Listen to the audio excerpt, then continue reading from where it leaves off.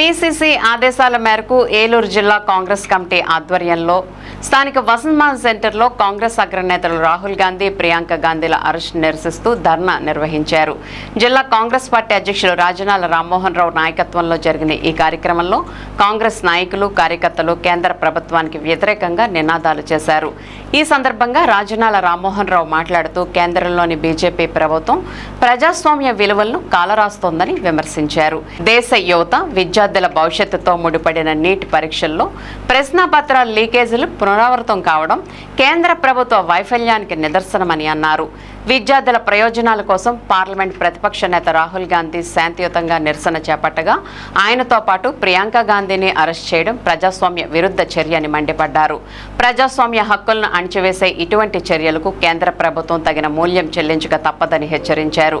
ధర్నా కార్యక్రమంలో నగర కాంగ్రెస్ అధ్యక్షులు ప్రతాప్ సుబ్రహ్మణ్య శర్మ, జిల్లా కాంగ్రెస్ కార్యదర్శి గౌడ్ రంగబాబు, దండబోయిన చంద్రశేఖర్, బ్లాక్ 2 అధ్యక్షులు లంకా రామ్మోహన్, బ్లాక్ 1 అధ్యక్షులు చెక్క గుప్తా, కిసాన్ సెల్ నాయకులు కొమ్మన సాంబశివరావు, టౌన్ కాంగ్రెస్ నాయకులు నాగేంద్ర, సాడే బాబు ప్రసాద్, లాజర్, వేల్పుల వెంకటేశ్వరరావు, సుంకర సుబ్బారావు తదితరులు పాల్గొన్నారు. అందరూ నన్ను అసహించుకుంటున్నారు. నేను పదవి నుంచి దిగడం సాధ్యపడదనే ఉద్దేశంతో రాహుల్ గాంధీ గారిని దౌర్జన్యంగా నిరంకుశంగా మరి అరెస్ట్ చేశారంటే ఎంత ప్రియాంక గాంధీ గారిని, పార్లమెంట్ సభ్యులందరినీ ఈ విధంగా అరెస్ట్ చేయడాన్ని తీవ్రంగా ఖండిస్తూ మరి దేశమంతా ఇవాళ కాంగ్రెస్ నాయకులు, పెద్ద ఎత్తున యువకులు కూడా, విద్యార్థులు, పార్టీలకు అతీతంగా కూడా పెద్ద ఎత్తున యువకులందరూ కూడా దీనికి మద్దతు తెలియజేయడమే కాకుండా ఎందుకంటే మరి నీట్ ఎగ్జామ్ అంటే ఒక ప్రతిష్టాత్మకమైన ఎగ్జామ్. ఇండియాలో జరుగుతున్న ఎగ్జామ్లో నీట్ ఎగ్జామ్ రాస్తూ మరి 2 సంవత్సరాలు కష్టపడి లక్షల రూపాయలు ఖర్చు పెట్టి వారి తల్లిదండ్రులు కూడా ఎంతో శ్రమపడి అనుకున్నటువంటి ఆ ఎగ్జామ్లో మరి లీక్లు ఎన్నిసార్లు, కనీసం 10-15 సార్లు లీక్ అయినప్పటికే లీక్స్లో అయిన ప్రశ్నాపత్రాలనే ఇవ్వటం మరి చాలా దురదృష్టకరమైన సంఘటన.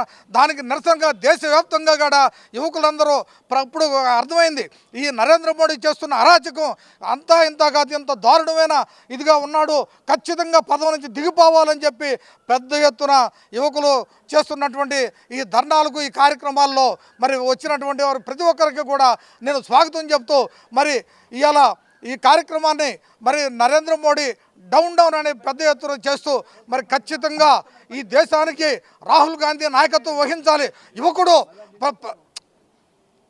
యువకుడు రాహుల్ గాంధీ ప్రధాని కావడం తథ్యం అనేది అర్థమైంది. ఇవాళ ప్రతిపక్ష నాయకుడు యొక్క అభిప్రాయాలను కూడా తీసుకోలేని నరేంద్ర మోడీకి మరి శాఖ మంత్రిని కనీసం రాజీనామా చేయమని చెప్పలేని పరిస్థితిలో, అంటే ఆయనకి ఏమాత్రం స్వేచ్ఛ లేదు. ఆయన ఎంతవరకు నియంతగా ఒక్కసారి కూడా ప్రెస్ మీట్ పెట్టి మాట్లాడే పరిస్థితి కూడా మరి ఇలా నరేంద్ర మోడీకి లేదంటే ఈ దేశ ప్రజలందరూ కూడా చాలా సిగ్గుతో తలవంచుకున్నారు. అన్ని వర్గాల్ని ఇబ్బంది పెడుతున్నటువంటి నరేంద్ర మోడీ పదవి నుంచి దిగిపోమని చెప్పి మరి మేము డిమాండ్ చేస్తూ దేశ ప్రజలందరూ మద్దతునే కూడగట్టుకుని ఇండియా కూటమి తరపున ఖచ్చితంగా రాహుల్ గాంధీ గారు కాబోయే ప్రధాని అనే నినాదంతో మేము ప్రజల దగ్గరికి వెళ్తున్నాం.